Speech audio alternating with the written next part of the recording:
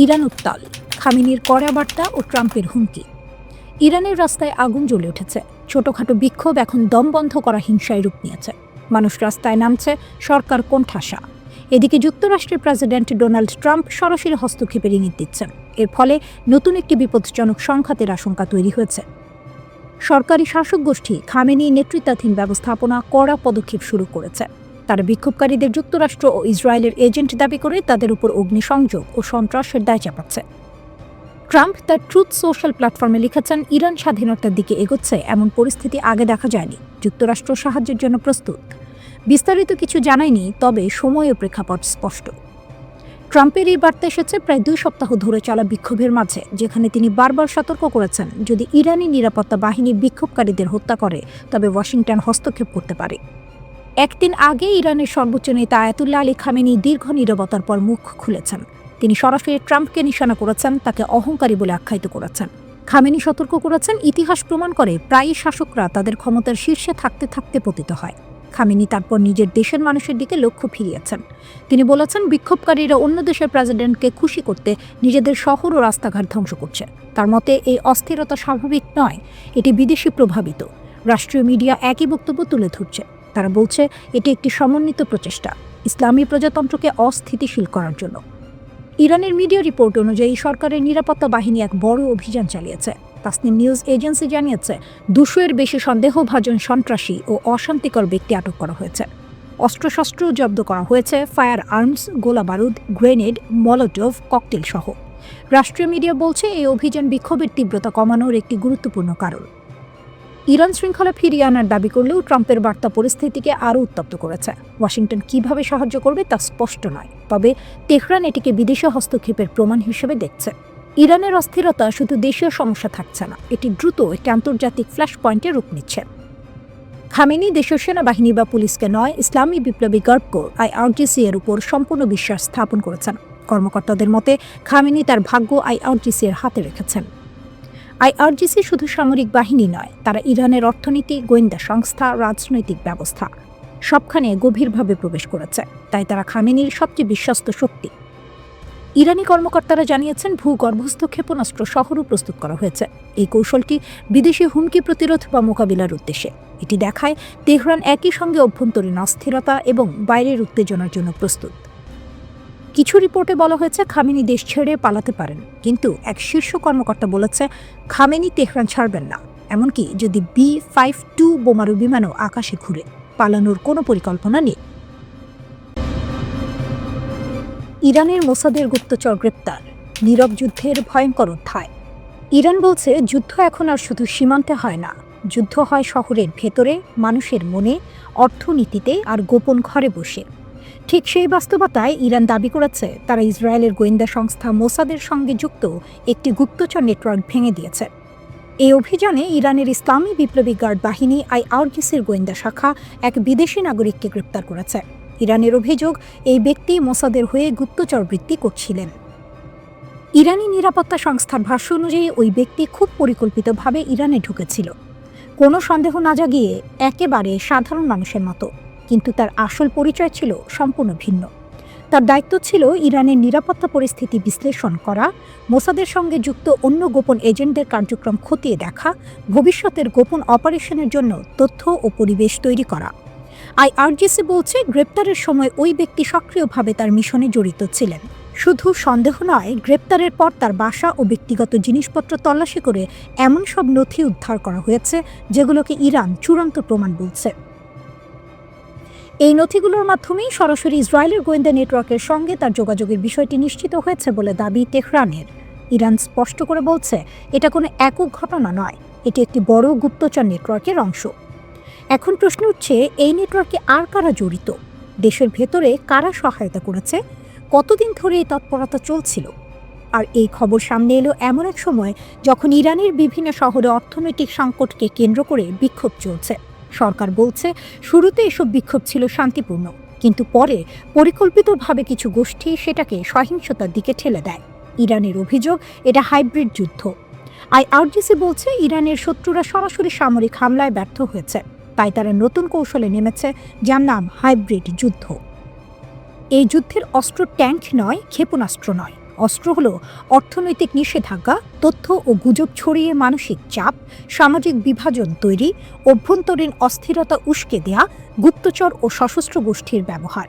ইরানের দাবি, এই কৌশলের মূল নেতৃত্বে আছে যুক্তরাষ্ট্র, আর এতে সক্রিয়ভাবে জড়িত ইসরায়েল। রাষ্ট্রীয় গণমাধ্যম জানাচ্ছে, নিরাপত্তা বাহিনী দেশের একাধিক প্রদেশে অভিযান চালাচ্ছে। পশ্চিম ইরানের ইলাম প্রদেশে এক অভিযানে এক ব্যক্তিকে সন্ত্রাসী নেতা হিসেবে শনাক্ত করে হত্যা করা হয়েছে এবং ৬ জনকে গ্রেপ্তার করা হয়েছে। ইরানের রেড লাইন। ইরান একদম পরিষ্কার বার্তা দিয়েছে, শান্তিপূর্ণ প্রতিবাদ বৈধ, কিন্তু সহিংসতা, নাশকতা আর বিদেশি গোয়েন্দা সংস্থার মদদে অস্থিরতা একেবারেই নয়। আইআরজিসি বলছে, দেশের নিরাপত্তা, সার্বভৌমত্ব আর ইসলামী বিপ্লবের অর্জন তাদের জন্য রেড লাইন। এই সীমা কেউ অতিক্রম করলে কঠোর ব্যবস্থা নেওয়া হবে। প্রেসিডেন্ট মাসুদ পেজিশকিয়ানও বলেছেন, যুক্তরাষ্ট্র যদি মনে করে অন্য দেশে যে কৌশল কাজ করেছে ইরানের ভেতরেও সেটি সফল হবে, তাহলে তারা ভুল করছে। ইরানের সংকট ধীরে ধীরে এমন এক জায়গায় যাচ্ছে যেখানে যুক্তরাষ্ট্র, চীন, ইসরায়েল সবাই কোনো না কোনোভাবে জড়িয়ে পড়ছে। প্রথমে ইরানের অবস্থানটা বুঝি। ইরানের শীর্ষ নেতৃত্ব পরিষ্কারভাবে বলেছে তারা যুদ্ধ চায় না, আগাম হামলার কোনো পরিকল্পনাও নেই। কিন্তু একই সঙ্গে তারা এটাও বলছে, যদি যুদ্ধ চাপিয়ে দেওয়া হয় তাহলে তার জন্য তারা পুরোপুরি প্রস্তুত। তাদের যুক্তি খুব সোজা, যুদ্ধ ঠেকানোর সবচেয়ে কার্যকর উপায় হলো শক্ত অবস্থানে থাকা, যেন প্রতিপক্ষ ভুল হিসাব না করে। এটা নতুন কিছু নয়। ইরান বহু বছর ধরেই যুক্তরাষ্ট্র ও ইসরায়েলের চাপের মধ্যে আছে। নিষেধাজ্ঞা, হুমকি, সামরিক মহড়া সব মিলিয়ে ইরান সবসময় নিজেকে ঘিরে রাখা শত্রুদের কথা মাথায় রেখেই পরিকল্পনা করে। কিন্তু একই বক্তব্যে ইরান আরেকটি দরজা খোলা রেখেছে আলোচনার জন্য। তারা বলছে তারা আলোচনায় বসতে প্রস্তুত, কিন্তু সেই আলোচনা হতে হবে সম্মানের ভিত্তিতে, সমতার জায়গা থেকে। একতরফা শর্ত চাপিয়ে দিলে বা আদেশের ভাষায় কথা বললে সেই আলোচনা গ্রহণযোগ্য হবে না। ইরানিয়ান পররাষ্ট্রমন্ত্রী আব্বাস আরাকচি সিরিয়াস বা গুরুতর ও বাস্তব সমঝোতার জন্য প্রস্তুতির ঘোষণা দিয়ে বলেছেন, আমরা যুদ্ধ চাই না, তবে আমরা যুদ্ধের জন্য প্রস্তুত আছি। বিদেশি রাষ্ট্রদূতদের এক গ্রুপে বক্তৃতা করার সময় তিনি বলেছেন, আমরা নেগোসিয়েশন বা আলোচনার জন্য প্রস্তুত, কিন্তু সেটি হতে হবে ন্যায্য আলোচনা, সমানাধিকার ও পারস্পরিক শ্রদ্ধাবোধের ভিত্তিতে। এবার আসি ইরানের ভেতরের পরিস্থিতিতে। সাম্প্রতিক বিক্ষোভ শুরু হয়েছিল অর্থনৈতিক সমস্যার কারণে। দ্রব্যমূল্য বৃদ্ধি, বেকারত্ব, জীবনযাত্রার চাপ। কিন্তু খুব দ্রুত এই আন্দোলন রাজনৈতিক রূপ নেয়। ইরান সরকার বলছে পরিস্থিতি তারা নিয়ন্ত্রণে এনেছে। তাদের দাবি, এই বিক্ষোভ স্বাভাবিক ছিল না, এটাকে ইচ্ছাকৃতভাবে সহিংস করা হয়েছে যেন যুক্তরাষ্ট্র হস্তক্ষেপের অজুহাত পায়। প্রেসিডেন্ট ডোনাল্ড ট্রাম্প বলেছেন, ইরান নাকি আলোচনার জন্য যোগাযোগ করেছে, তবে তিনি হুঁশিয়ারিও দিয়েছেন সময় নাকি দ্রুত ফুরিয়ে যাচ্ছে। যুক্তরাষ্ট্র সামরিকভাবে কি করতে পারে তা নিয়ে সব বিকল্প বিবেচনায় আছে, সাইবার হামলা থেকে শুরু করে সরাসরি আঘাত পর্যন্ত। ট্রাম্প স্পষ্ট করে বলেছেন, যদি ইরান যুক্তরাষ্ট্রের সেনা বা ঘাঁটিতে আঘাত করে তাহলে জবাব হবে ভয়াবহ। পাল্টা হিসেবে ইরানও জানিয়েছে, আক্রমণ হলে মার্কিন সামরিক ও বাণিজ্যিক স্থাপনাগুলো বৈধ লক্ষ্য হবে। এই পুরো পরিস্থিতিতে চীন হস্তক্ষেপ করেছে ভিন্নভাবে। তারা যুদ্ধ নয়, সংযোগ চায়, কারণ ইরানের যুদ্ধ মানেই পুরো মধ্যপ্রাচ্যে অস্থিরতা। ইরাক, সিরিয়া, লেবানন এবং ইসরায়েল সরাসরি প্রভাবিত হবে।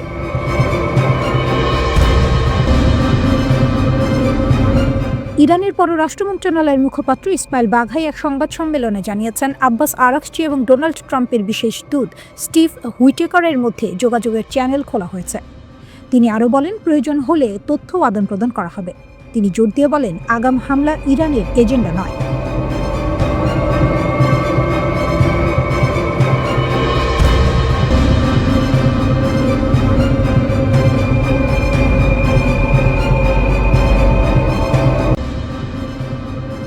ইরানে বিক্ষোভ, যুক্তরাষ্ট্র কেন সমর্থন দিচ্ছে? ইরানি সেনাবাহিনী কেন এত কড়া? ইরানে এখন যে চলছে সেটা শুধু একটি দেশের অভ্যন্তরীণ বিক্ষোভ নয়, এর সঙ্গে জড়িয়ে আছে অর্থনীতি, রাজনীতি, বিদেশি শক্তি এবং মধ্যপ্রাচ্যের বড় ভূ রাজনীতি। প্রথম প্রশ্ন, বিক্ষোভ শুরু হলো কেন? ইরানে বিক্ষোভ শুরু হয় অর্থনৈতিক কারণে। ডিসেম্বরের শেষ দিকে নিত্য প্রয়োজনীয় জিনিসের দাম হঠাৎ করে অনেক বেড়ে যায়। সাধারণ মানুষের আয় বাড়েনি, কিন্তু খরচ বেড়েছে কয়েকগুণ। ফলে মানুষ রাস্তায় নামে। শুরুর দিকে এই বিক্ষোভ ছিল ছড়িয়ে ছিটিয়ে, নেতৃত্বহীন, শুধু জীবনযাত্রার ব্যয় নিয়ে। কিন্তু কয়েকদিনের মধ্যেই এই বিক্ষোভ সরকার বিরোধী আন্দোলনে রূপ নেয়। দ্বিতীয় প্রশ্ন, সরকার কেন এত কঠোর হলো? ইরানের সরকারের দাবি, এই বিক্ষোভ আর শুধু অর্থনৈতিক নয়, তাদের দাবি, এই আন্দোলনের ভেতরে বিদেশি শক্তির প্রভাব আছে। এই কারণেই ইরানি সরকার নিরাপত্তা বাহিনী নামিয়েছে, ইন্টারনেট আংশিকভাবে বন্ধ করেছে, কঠোর হাতে বিক্ষোভ দমন করছে। সরকারি হিসাব অনুযায়ী সংঘর্ষে ৬৫ জনের মৃত্যু হয়েছে। তৃতীয় প্রশ্ন, সেনাবাহিনী হঠাৎ বিবৃতি দিল কেন? এই অবস্থায় ইরানের সেনাবাহিনী প্রকাশ্যে একটি বিবৃতি দেয়। তারা বলে, দেশের কৌশলগত অবকাঠামো, জনসম্পত্তি এবং জাতীয় স্বার্থ যে কোনো মূল্যে রক্ষা করা হবে। সেনাবাহিনীর অভিযোগ, ইসরায়েলও কিছু শত্রুভাবাপন্ন গোষ্ঠী ইচ্ছাকৃতভাবে পরিস্থিতি অস্থিতিশীল করতে চাইছে। এখানে সেনাবাহিনীর মূল বার্তাটি পরিষ্কার: রাষ্ট্র দুর্বল নয় এবং প্রয়োজনে শক্তি ব্যবহার করবে। চতুর্থ প্রশ্ন, যুক্তরাষ্ট্র কেন বিক্ষোভকারীদের সমর্থন দিচ্ছে? এটাই সবচেয়ে গুরুত্বপূর্ণ প্রশ্ন। যুক্তরাষ্ট্রের পররাষ্ট্রমন্ত্রী মার্কো রুবিও প্রকাশ্যে বলেন, আমরা ইরানের সাহসী জনগণের পাশে আছি। এই বক্তব্য আসে তখনই যখন ইরান ইন্টারনেট বন্ধ করে বিক্ষোভ নিয়ন্ত্রণের চেষ্টা করেছে। এর কিছুক্ষণ পর মার্কিন প্রেসিডেন্ট ডোনাল্ড ট্রাম্প আরও এক ধাপ এগিয়ে যান। তিনি সরাসরি হুমকি দেন, আপনারা গুলি চালালে আমরাও চালাবো। এই বক্তব্য ইরানের কাছে কেবল কথার হুমকি নয়, এটা সামরিক চাপ তৈরির কৌশল। পঞ্চম প্রশ্ন, খামেনি এত ক্ষুব্ধ কেন? ইরানের সর্বোচ্চ নেতা আয়াতুল্লাহ আলী খামেনি ট্রাম্পের বক্তব্যকে ভণ্ডামি বলে আখ্যা দেন। তার যুক্তি, যুক্তরাষ্ট্র অতীতে ইরানের ওপর হামলা চালিয়েছে, নিষেধাজ্ঞা দিয়ে সাধারণ মানুষকে কষ্ট দিয়েছে, আর এখন হঠাৎ করে মানুষের পাশে আছে বলছে। খামেনির মতে এটা আসলে জনগণের ক্ষোভকে ব্যবহার করে রাষ্ট্রকে দুর্বল করার চেষ্টা। রাস্তায় আসলে কি হচ্ছে? তেহরান সহ বহু শহরে রাতভর সংঘর্ষ হয়েছে, সরকারি ভবনে অগ্নিসংযোগের ঘটনা ঘটেছে। একই সঙ্গে বিদেশি ফার্সি চ্যানেলগুলো বড় আকারের বিক্ষোভের ভিডিও দেখাচ্ছে, অর্থাৎ তথ্যযুদ্ধও চলছে। শেষ প্রশ্ন, সামনে কি হতে পারে? এখন ইরান দাঁড়িয়ে আছে তিনটি চাপে: ১. ভেতরের অর্থনৈতিক ক্ষোভ, ২. সরকারের শক্ত অবস্থান, ৩. যুক্তরাষ্ট্রের চাপ।